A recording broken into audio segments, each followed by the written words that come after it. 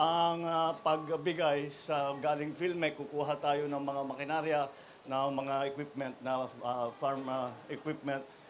Kasama na dyan yung mga post-harvest facilities para maging mas maganda ang hanap buhay ng ating mga farmer. Hindi na sila masyadong nag-aalala at mas mababa ang production cost para mas malaki naman ang kita nila. This is the same thing that we've been trying to do all around the country. And NIA has been key in providing us or preparing us for El Nino. If we did not do anything for El Nino, starting late last year, inumpisa namin ito mga November, nung sinabi ng Pag-asa sa amin na talagang magkakaroon ng El Nino at medyo malala.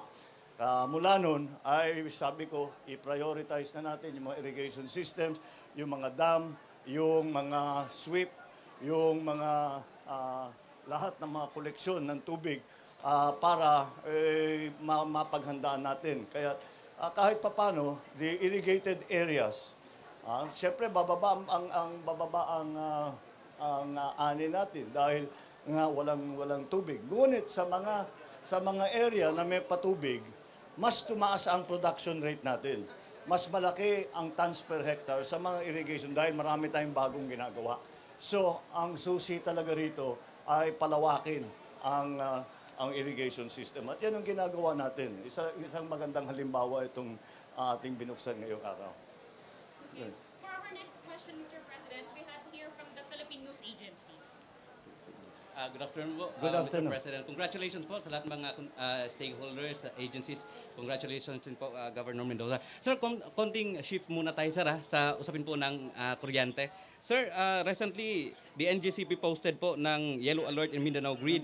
How focused is your leadership po in monitoring the electricity situation in the country na hindi po ito artificial crisis po? Then what's the mandate po doon sa mga concerned agencies? No, it definitely is not an artificial crisis dahil talagang the power systems are overloaded. Ang naging consumption natin biglang tumaas talaga because of dahil napakainit.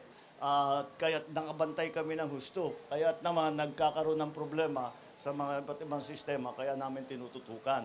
At yung pagtaas meron kaming mga plano, mga strategy para hindi na magtaas ang presyo ng kuryente. At least for now, in this crisis time. Dahil tuloy-tuloy dahil demand and supply, pataas ng presyo. So gagawa natin ng paraan para medyo ma-control na mabuti yan. So those are the things. Well, sa NGCP, patuloy yung ating sinasabi sa kanila na magtayo na sila ng kanilang mga transmission lines na matagal nang inaantay. Pati yung mga submarine cable, ginagawa na natin. Para naman, kapag may kuryente sa ibang lugar na excess capacity, ay pwedeng dalhin sa ibang lugar na kulang naman. Kaya ito ang aming matagal na dapat na ginawa ito, pero nakaligtaan yata ng mga iba. Kaya ngayon lang tayo naghahabol. But we are continuing to monitor the power supply. We are continuing to monitor the price, and we are continuing to encourage and to endorse all of the programs of NGCP so that they will increase the coverage of their transmission lines all over the country. Okay, for our third question, Mr. President, we have Sir Lloyd Rosario from 105.7 Joy FM. Magandang hapon po, mahal na Pangulo. Maganda nga po. Ano po ang plano ng pamahalaan sa inaasahang pagbaha sa mga low-lying area po ng Cotabato Province at Maguindanao sa mga panahon na may banta po tayo ng La Nina? Ay, wala tayong ibang magagawa kung hindi talaga. Ito, ang naging sistema ngayon, dati ginagawa natin pang-irrigation.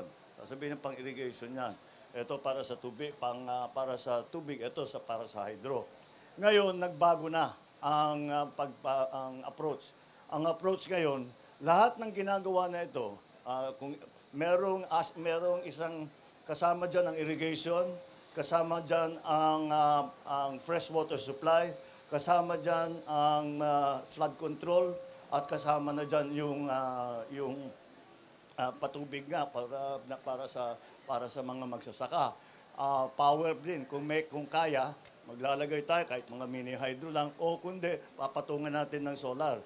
Kaya marami tayong maaaring gawin kasi maraming magandang teknolohiya na bagay dito sa problema natin. At yun ang pinag-aaralan namin. At ngayon, meron na kaming mga na-implement tungkol dyan. So, ang pag naglagay ng dam ngayon, hindi lang dam na para sa tubig, na para sa households yan. Patubig yan para sa households, patubig para sa magsasaka, flood control na rin yan. At kung kaya, gagawin natin ng solar, papatungan natin ng solar o pwede hydroelectric power natin. At dagdag pa doon, yung solar, linalagyan pa namin ng isda. Para meron na naman yung Amang Irrigators Association, silang may-ari, silang kukuha niyan. Para meron silang additional income. So, nagbago na talaga ang approach sa flood control, sa irrigation at lahat. Kaya yun ang sinusundan namin ngayon.